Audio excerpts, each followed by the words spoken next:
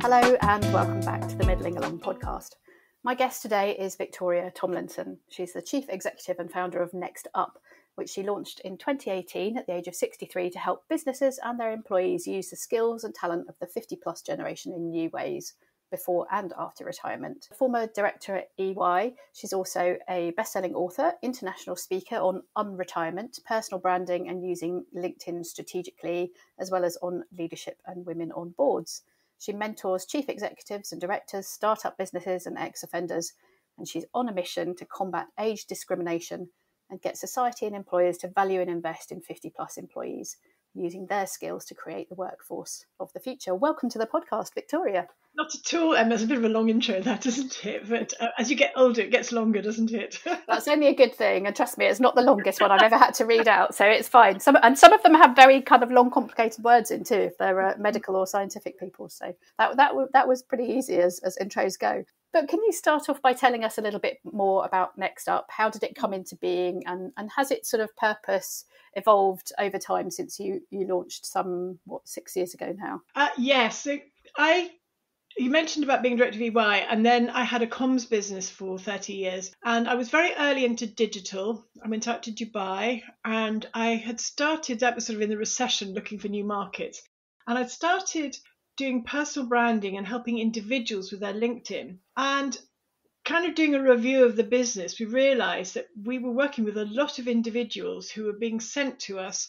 And they had, I'm going to put inverted commas here, retired. And they would say things like, they suddenly realized they needed LinkedIn, number one, and they hated and ignored it. And they realized that, of course, once you've retired, there are no phone books anymore. How do people know how to get hold of you? The most basic, but also what you're doing. How do you create a presence there in any kind of way? So they were trying to get some kind of profile. They had no idea where to start, what it should look like or whatever. So we were helping them with LinkedIn profiles. Now, there's no point in writing a profile for somebody I was chief exec or FD or a partner in, because that was no help to them. So I'm trying to work out what you're trying to do and what do we need the profile to achieve for you. And as we talked, I realized they would say things like, I've had a blessed career. I've never gone looking for things. Things just come to me. I assumed it was going to be the same now. If you had pushed them to say, what are you trying to do now? They probably would have said non-executive director roles, because it's sort of become the norm that as you get older, you climb up in an organization. And then at the end of that, it sort of has become, you either play golf or you become a non-executive director. That has become a norm over the last, 20, 30 more years. Well, people are not wanting. It's fairly limited options, really. You don't like golf. Yes, but much more to the point, the world, unfortunately, is not wanting. A lot of these were white men. Even the women, they had left it too late to start getting non-exec experience. And to be honest, the world is wanting much more diversity of every kind. They're wanting cyber data skills, all sorts of other things that this generation, some would have, obviously, but as a mass, didn't have. So I was sort of thinking, well, you're not going to get those roles, to be perfectly honest, and trying to help them, introducing them to people I thought would be interested. And gradually I realized this was a really difficult time. People would send me an email afterwards and say, thank you for the therapy session, haha. But they didn't really mean haha. And I remember one, he was a very senior banker, and he said to me, I haven't managed to talk to anybody about this, not even my wife. And it was such a sense of failure attached to this. And they were, it's I have to say, retirement is the biggest, I think, mental health subject that nobody is talking about. You're meant to be, the dream is, retiring, skipping. Deliriously happy. Deliriously happy. And for individuals to say, I am having the worst time of my life, it feels, failure was the word they were using.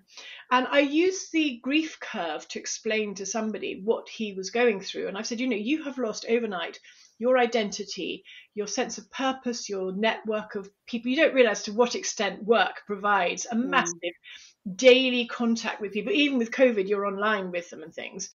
And I said, you're going through a form of bereavement.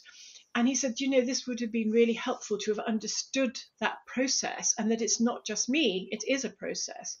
So gradually we realised we need to help people.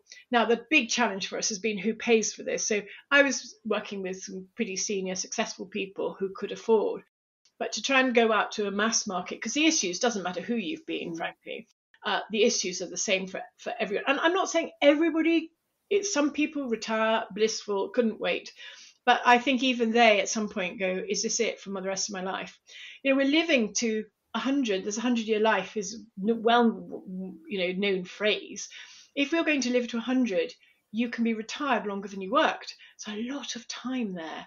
And actually, you need to make sure that you've got purpose there. And that will be different for everybody. And some it'll be grandchildren, but grandchildren grow up, So it's trying to help them find, and some people still need to earn money, and big money still. So it's trying to help them work out and giving them contacts, showing them how to do this next stage. And, sort of 6 years on, we now are working with professional firms. We've got some of the world's biggest names, lawyers and accountants. And that's brilliant. We've done an online platform, created that, taken all this learning. We've got 200 video stories on it.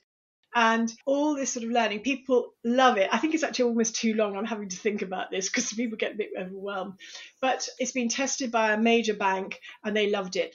I haven't managed to get traction on that further. So we're doing really well with our workshops. But the platform is, I'd love to talk to some people about, I'd love it to be a flexible benefit offered to employees. That's where I'm trying to work next. So anyway, that's a very long introduction there with what we're doing. It's been quite a tough journey. COVID didn't help. Working out who pays has been really hard, and kind of the need was always there, easy, and how to help-ish easy. The challenge was, how do you commercialise it? I think everyone's probably aware that certainly in kind of Western countries, the sort of the population is ageing. So I think the stat that I've got in front of me is the share of population age 50 and older increasing. So it was 37% in 2020. In 2050, it'll be 45%. And obviously, lots of us are through either wanting to or through necessity staying in the workplace for a lot longer than we might have done 20 years ago, 30 years ago. Emma, is that by 2030, which is not very far away, nearly half the workforce will be aged over 50. So that's an even bigger stat. So, half your workforce. What are we doing when people won't employ them? And I think that's one of the big unspoken ED&I challenges, is that such a small percentage of companies are actually sort of speaking to that and tackling ageism in terms of, their strategies, their policies. It's kind of unrecognised and a bit of an unloved topic, really. We have got blatant age discrimination going on, and it's not being challenged. It was I meant to look it up, but there's a case that's just come out in America where you've got a class act, and I think we'll get that in this country too. I think globally people are going, they've been a silent majority almost in the world. This is not a litigious generation, but I think the only way to get change is going to be to take employers to task, and I think that's going to start happening fairly soon. People who feel like they've been mistreated through either sort of through interview or not feel blatantly. I mean, Emma, I've been active, vociferous is the word on LinkedIn. I mean, I'm getting things like sort of 60,000, 78,000 people viewing and all the rest of it, and so many comments with evidence of this. And I gave a round table talk in London to a group of HRDs, as with Leo Silken, and one of the HR directors, I'm guessing, I'm not ageist at all, but I would have said he's around mid-30s, and he just said very, very comfortably, well, I won't look at anybody's CV if they've worked in one organisation for 20 or 30 years. Wow. Now, if you unpick that is ageism. What goes with all of that. And why not? He has got perceptions there. So not even looking at it means he has got a lot of real prejudice there about that person and what they can and can't do, rather than looking and seeing what is the value of this person and giving them an equal share of, come forward for interview. If you've got the skills, why aren't you there? Why aren't you being interviewed? Yeah, I mean, I'm only 51 and I certainly don't feel like I want to be You really, put out on the scrap heap. you really are. But honestly, and people are quite shocked. A lot of people approaching me saying, I've just turned 50 and I cannot believe what's happening to me. And I've had several headhunters saying, and people receiving the advice from headhunters saying, take 10 years out of your CV. That's appalling.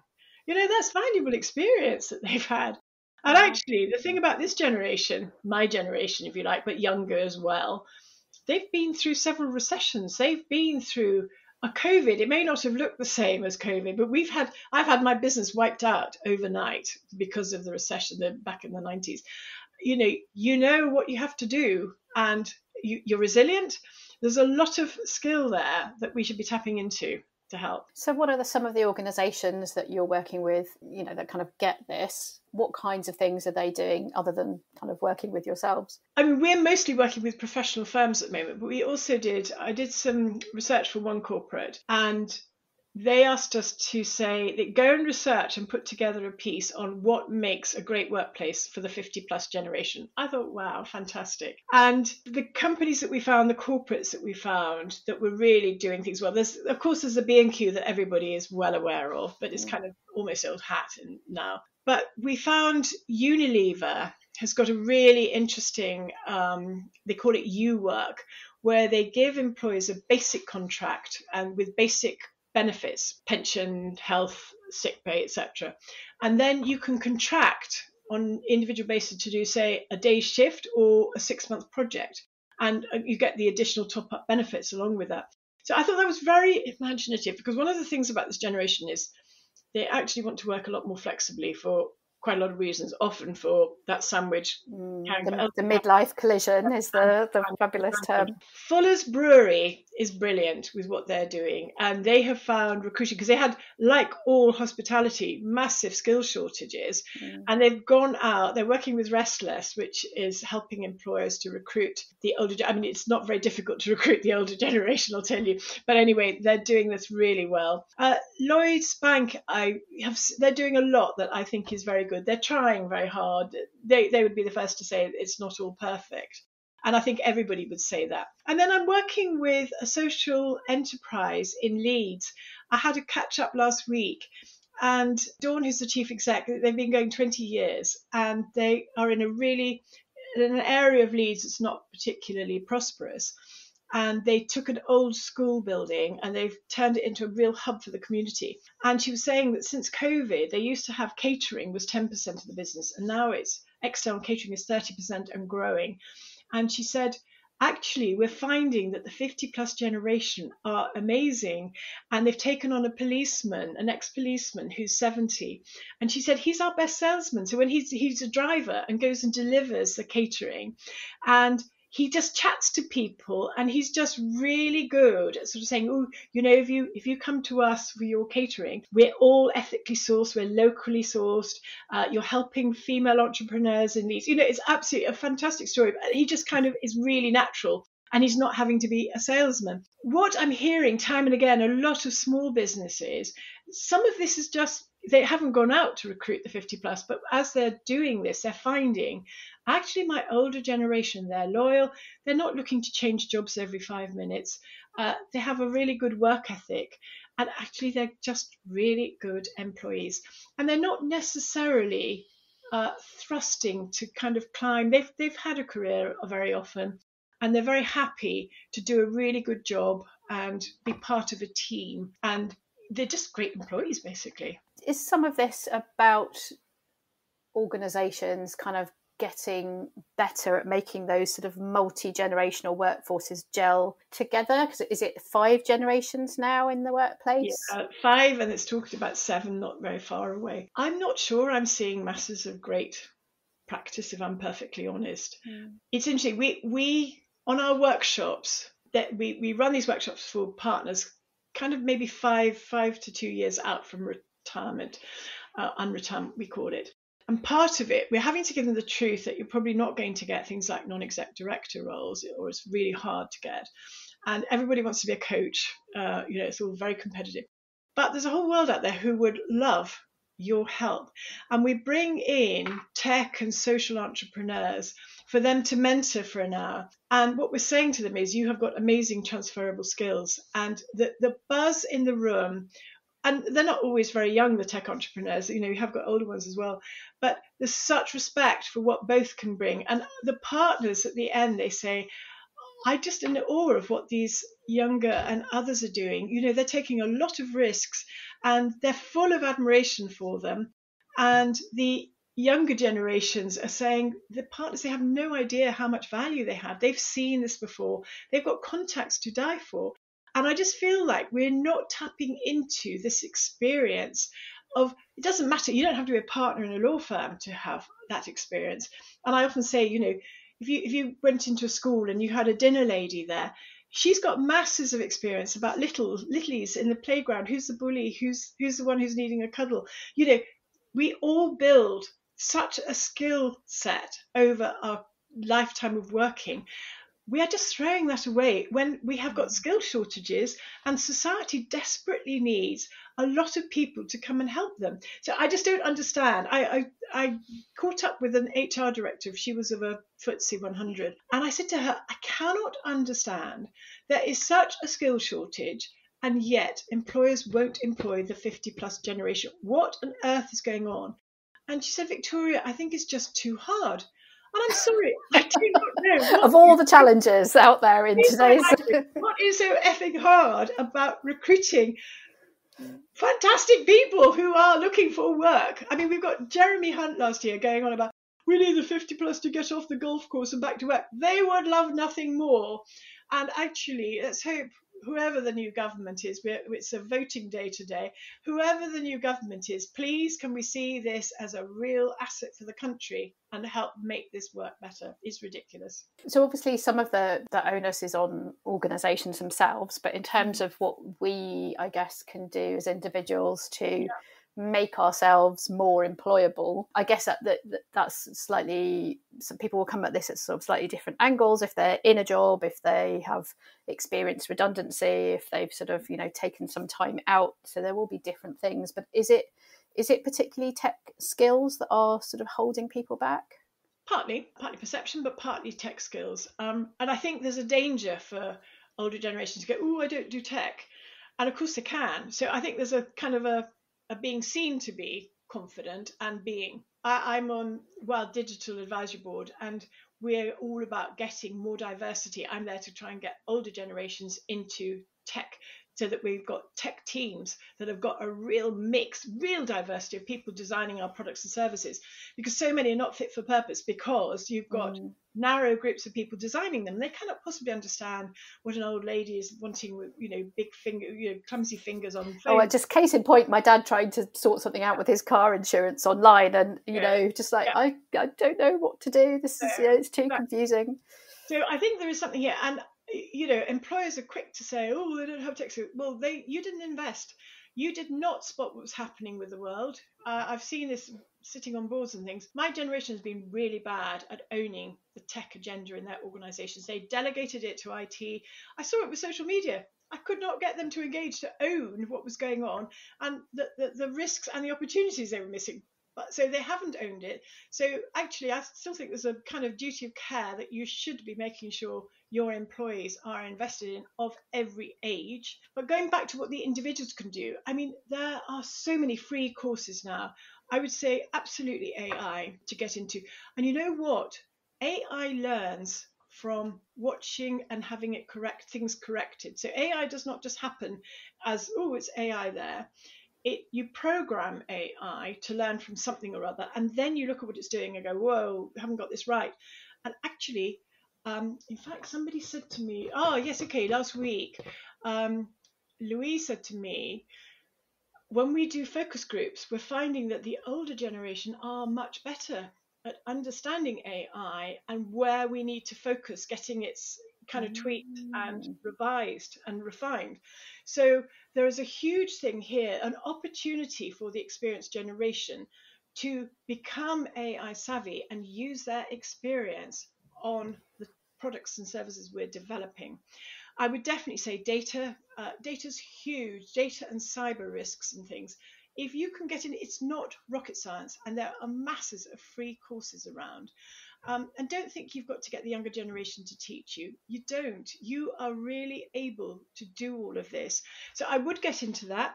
I think there's something about language, saying, oh, I can't do it like that, or we didn't do it in the old days like that, whatever. Don't. Really respecting young people. Actually going out and looking to make relationships with younger people. I absolutely love, I'm in the north of England, and although we mostly work in London, but I went out when we were doing the tech platform. I didn't quite know where to start. And there are a few wonderful female entrepreneurs in Leeds, and I used to cook supper for them. And they'd say, right, this is where you need to start. We're going to introduce you to this. We're going to do this and all the rest. And they couldn't have been more helpful. And it isn't rocket science, because you would say I became a tech entrepreneur at the age of 67. Well, that was with the help of a lot of people, and having an open mindset. I think those are sort of the two things. Having that growth mindset of kind of not ruling yourself out and just being afraid to try some things and kind of fail. And you know what? I absolutely love, and do you know what the return match is? I have mentored them through some really horrible times. They're investors and other things going on. And you can be a steadying voice, eyes, ears, whatever it is, for younger people. It can seem overwhelming, and this goes back to we've all been there, and just saying hold steady, you're doing well. So I think really looking for younger people to work with and respecting them. They won't be the same. There are some times when I think, oh my God, what are you doing? But do you know what? You've got to kind of open your mind. Where are they coming from and why are they doing that? So don't be kind of dismissive of, but keep your judgment values there. So I think there's a lot of things we can do as we get older. I would like to think I have my own business, so it is different, but I don't think anybody has ever thought of me as being old, if you like, because I'm always slightly ahead of the curve. I've always got a view on what's happening, and I've got pretty good judgment on things. And people are they can't keep up with where my brain is going. So I think they're not yet thinking. So I've got plans for another 30 years. I hope they will still continue to think of me as young in my mind and everything. And that's what I would sort of suggest to others. Read lots, be interested, be curious, and respect what's going on around you. Don't dismiss it. Yeah, you're coming at it from two different ends of the same conversation, aren't we? We've got to take a certain amount of sort of personal responsibility for not stagnating and keeping up, but also, like you say, keeping an open mind. So I think it's kind of easy for different generations to revert to those sort of lazy stereotypes of boomers, millennials, blah blah blah. We all need each other. So if people are looking out for good, in inverted commas, good employers that they're liable to find a good place to land, what sort of are there kind of signs and signals that those places will be sending out, maybe from kind of in terms of their websites or the just the way that they're recruiting people? I mentioned earlier Restless, so they are helping employers actively to recruit the 50+ generation, and there are good signs. I think you can see it in wording. There's a lot of wording in ads, job ads and things where, we're looking for dynamic. I can't think, I should have looked them up, but there's sort of particular words people use, which are very much about a younger person, younger mindset, and, valuing experience. I think those would be phrases that you might look for. And really what you're also looking for, and this may be hard to find, but employers who measure and report on age in their diversity figures. There are not very many doing this. Yeah. And again, I've seen a lot that we've been working with, and we've asked, can you give us the figures on the 50+? And it gets fudged. And I'm not sure what's going on, but I have a feeling people are embarrassed about this. But if you, and some people have actively said to me, we won't measure by age because that's not inclusive. Hang on a minute, you can measure some guilty secrets they're not willing to admit to. You're happy to measure with LGBTQ plus, etc. What are we doing, and are we whatever? So I think there are different ways of looking at this, and I'm not sure I'm agreeing with how some people are. But if you put age into your EDI pillars, etc., and you measure and report on it, then you can know for sure that employer cares and thinking about age. I don't think anybody feels that they're perfect, and things change. So, no one's ever going to be 100% perfect on this, but you'll know that they respect age, and just see what the figures are. I think most employers are not doing that because they would be appalled at what's coming through. There's no doubt that the 50 plus generation from what I didn't believe there was age discrimination going on, a couple of years ago. Sandy, my colleague, reminded me the other day. And she said, "You didn't believe in this." I think you're right. But I've just seen too much, and I've had too much evidence thrown at me. There is definite age discrimination. And it's a nonsense because this is the answer to so many employer problems. So I think you want to look for good employers, but also just be active yourself. Be somebody that everybody wants to go to and wants to recruit, because you've got such a good skill set and you're so up to date and contemporary. And as you say, there are plenty of opportunities to kind of go out there and upskill and make ourselves more of an attractive proposition, I guess, for want of a better word. And I guess we will get to a point where employers will have no choice but to address this in a way, because the I thought we were at that already. I'm a bit surprised. I haven't said, but actually, they've got different ways that they employ people and things. But I do think the professional firms actually are ahead of the curve in what they're doing. I'm full of admiration for what we're doing with them and really trying to make the most at this age and of the skills, really thinking about staying in touch with alumni and really bringing the skills back in to help within the organisation and society. That's my dream, is that employers in due course, let's get one bit at a time, let's just get you to employ the 50 plus. But my dream is that employers will start that you will have a long-term relationship with your employer when you are, inverted commas, retired, and that you'll be a resource to call on. You can come back and mentor young people. You'll stay in touch with and be a valuable part of the team ongoing long-term. That is my dream, because I think when we get there will be such an asset to your business. It's a win-win, isn't it? Most people still want to remain relevant and valuable and have meaning and purpose. Yeah. And people are not just, if they can avoid it, then they're wanting to do a lot more in retirement. They don't want to be 24/7, but they do want to be active and using those skills and that real sense of purpose. Is there a bit of a tension there? Because, we're talking about quite radical flexibility, but at the same time, we're seeing lots of companies kind of mandating this sort of bums on seats, everyone back into the office 4 days a week or whatever. Do you think? We've got all sorts of problems. It's interesting. It's cropped up this week in our business. So I have gone for the Centre for Ageing employer-friendly pledge.